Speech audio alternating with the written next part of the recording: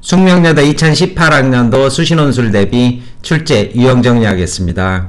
숙대의 시험시간은 모두 2시간이지만 문제 1번과 그리고 문제 2번이 별개로 출제되는 만큼 그렇게 시간이 여유가 있지 않습니다. 지문의 난이도도 높은 편이어서 학생 여러분들은 각각의 문항을 1시간 이내에 작성하는 실전 연습 많이 하시고 시험장에 가셔야 될 것이고, 필기구는 검정색으로 통일이 됩니다. 그런데 연필 사용이 허용되는 만큼 비심의 연필을 가지고 또박또박 눌러서 작성하시면 될 것이고, 문제 만만치 않습니다. 볼펜으로 무리하지 마시기 바라겠습니다. 수정액, 수정테이프, 색깔펜은 사용이 금지됩니다. 결론을 강조하고 싶어 혹시 결론만 빨간 글자로 쓰고 싶으면 한번 해보시던지 나름의 자유가 될 것이고, 답안에 자신을 드러낼 수 있는 표현이나 표시, 이 경우 실격 처리됩니다. 답안 밑에 자기 이름을 써야지만 꼭 신원을 드러내는 것이 아니라 문제 졸라 어렵다 하고 이런 이모티콘 써놓거나 혹은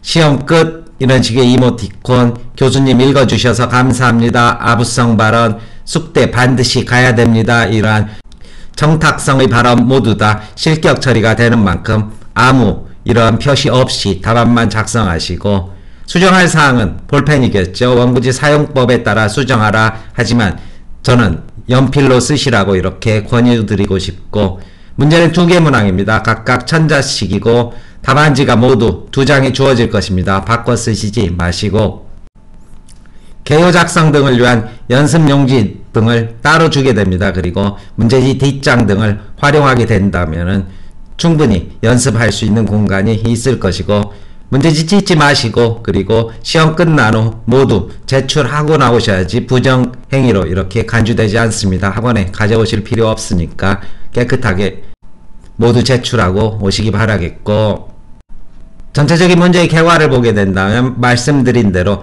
천자 2개의 문항 그리고 난이도는 중에서 그리고 상을 오가는 그런 문제입니다. 그리고 전체적으로 답안 전개나 이러한 요구가 선명해서 학생들 연습용으로 많이 쓰는 그러한 고급스러운 문제를 출제를 하고 있고, 영어 지문 없고 수리 지문 없고 도표 지문은 간혹 1번에서 선보이게 됩니다. 전체적인 서술 방향은 독해와 독해 적용이 주류인 만큼 창의적 서술 필요 없다 이렇게 생각하시고 독해의 키워드를 잡는데 주력을 다해 주시기 바라겠고, 보통 통상적인 이런 제시문의 구성은 3개 제시문의 도표 혹은 3개 제시문 그리고 도표 대신 현상이나 사례를 짧게 주기도 합니다. 이러한 식의 구성이 아주 일반적인 제시문 구성이고, 이러한 제시문에는 이론 지문도 있지만 문학 지문도 모두 포함이 되어 있습니다. 그리고 전체적인 서술의 과정을 보게 된다면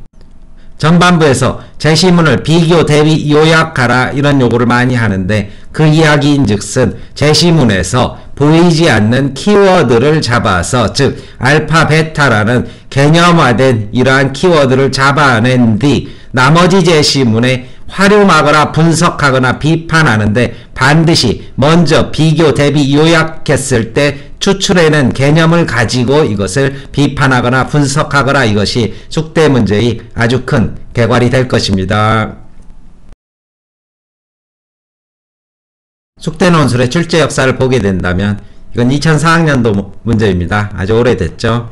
그리고 숙대는 사실상 2008학년도부터 현재와 같은 이런 2개의 문항을 출제를 했는데, 이때는 쓰기는 3개였습니다. 아주 짧은 그런 단답 서술 하나 그리고 긴 글 2개 이런 식으로 계속 유지를 해오다가 2011학년도 수시 대비 그러한 모의고사 문제를 통해서 천자 2개의 현재 형태를 그대로 유지를 하고 있습니다. 이때부터 긴 글 2개를 쓰되, 그런데 문제 1번과 2번은 분리된 그런 출제 유형을 지속적으로 유지하고 있고, 따라서 학생 여러분들은 여기서부터 연습하면 될 터이지만 사실 시간이 모두 연습하기는 불가능한 만큼 2018학년도 수시대비 모의고사부터 이렇게 역순으로 거슬러 올라가는 그러한 답안 작성 연습 하시면 될 것입니다. 이제 따라서 이번 유형정리에서는 2018학년도 모의 그리고 2017학년도 1교시, 2교시, 3교시 이 4개 문항을 가지고 숙대 문제가 어떻게 전개되고 어떤 요구를 하고 있는지 보다 구체적으로 확인을 해보겠습니다. 숙대 논술을 큰 틀에서 본다면 독해 적용형 문제이다 이렇게 규정 지을 수 있을 것입니다. 그런데 독해하는 과정에서 반드시 지문의 내용을 지문에 없는 말로 개념화하는 것, 이 작업이 숙대 논술의 가장 큰 키워드가 됩니다. 이제 2017학년도 1회차, 2회차 그리고 3회차 2018학년도 모의고사의 출제 유형을 보게 될 텐데 이 문제들을 쓰지 않은 학생은 먼저 써보고 난 뒤 이 유형 정리를 듣는 것이 훨씬 더 도움이 될 것입니다. 그때 비로소 이 말이 무슨 말인지 정확히 이해할 수 있을 것이고 또 지금 유형 정리 중에 약간의 스포가 들어있는 만큼 먼저 써보신 뒤 들으시라고 권유드리겠고 일단 2017학년도 1회차 문제를 보게 된다면 가나에 대해서 공차 서술, 공통점, 차이점 서술을 하라 이런 요구를 하고 있는데 이 공차 서술을 하는 과정에서 학생 여러분들은 시간이었죠. 이러한 시간의 절대 보편 주관 상대라는 개념화 작업을 해주신 뒤 역시 다 제시문을 활용해서 비판하는 과정에서도 이러한 개념적의 정리가 포함되어야 한다. 이 부분 역시 문제 1번의 특징으로 정리할 수 있을 것이고 문제 2번에서는 시문학이 들어있었습니다. 그런데 역시 가나를 비교하라, 공차 서술하라 이런 식으로 이해할 수 있고 문학에서 바로 그러한 시문학 속에서 노인의 무기력과 성숙이라는 개념을 가지고 전체적으로 개념적 정리를 해주고 난 뒤 다를 활용해서 비판하는 과정에서도 다의 개념어를 정확히 추출해서 가나를 비판하는 그런 답안 작성하셔야 될 것이고 2회차 문제에서는 바로 GDP의 허구성이라는 그러한 주제로 출제를 했었는데 문제 1번에서 바로 GDP 허구성을 분석하는 과정에서 양면성, 상대성 그리고 선천적, 후천적, 사회적 요소 이러한 개념어로 가나의 논지를 요약할 때 바로 이 개념어들을 추출해낼 것 그리고 도표, 적용 설명하는 과정에서도 이러한 내용들이 녹아야 된다. 문제 2번에서는 역시 개인의 소통의 차이, 단절 이런 걸 말하는 과정에서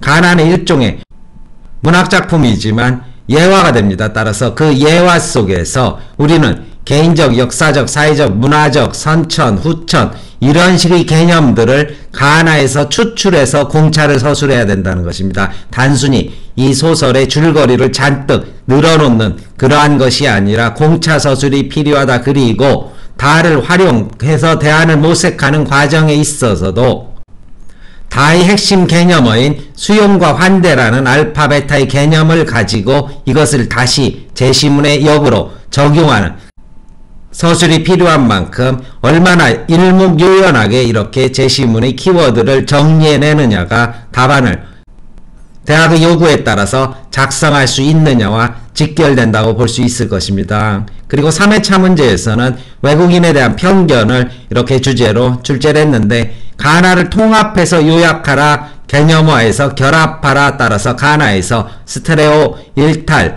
배제, 낙인, 주류, 타자 이런 식의 개념어들을 추출해서 그것을 통합적으로 요약한 뒤 도표까지 모두 포함해서 다의 현상을 비판하는 과정에서도 이러한 단어들이 부지런히 활용되어야 할 것입니다. 역시 문제 2번에서는 창작자와 감상자 그리고 소통이라는 이러한 의미 도출을 유추적 사고를 통해서 먼저 정리해 주신 뒤 나다에 하나씩 선택적으로 적용해서 분석하는 문제 결국 이렇게 본다면 서술의 전반부는 대부분 비교, 공차서술, 비교서술, 그리고 요약서술, 공차서술, 요약서술, 의미도출서술 이러한 식의 정리작업 그리고 서술의 후반부는 나머지 제시문을 활용해서 비판하거나 대안을 모색하거나 선택적인 분석을 하는 그러한 독해 적용의 문제다. 이러한 틀에서 별로 벗어나지 않는 거 확인하실 수 있을 것입니다.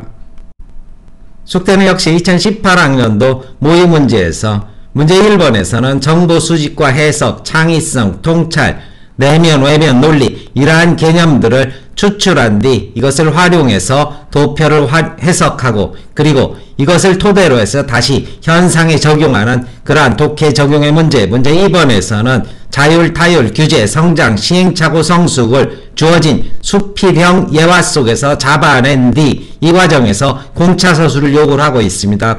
지난해와 별반 다를 바 없는 그러한 전개 양상을 보여주고 있고 이것을 역시 유추 적용해서 문제 상황의 해법을 제시하거나 결국은 전반부 서술에서 이런 개념을 자기가 얼마나 정확히 잡아서 정리하는가가 후반부 서술에도 결정적인 영향을 준다 이렇게 정리할 수 있을 것입니다.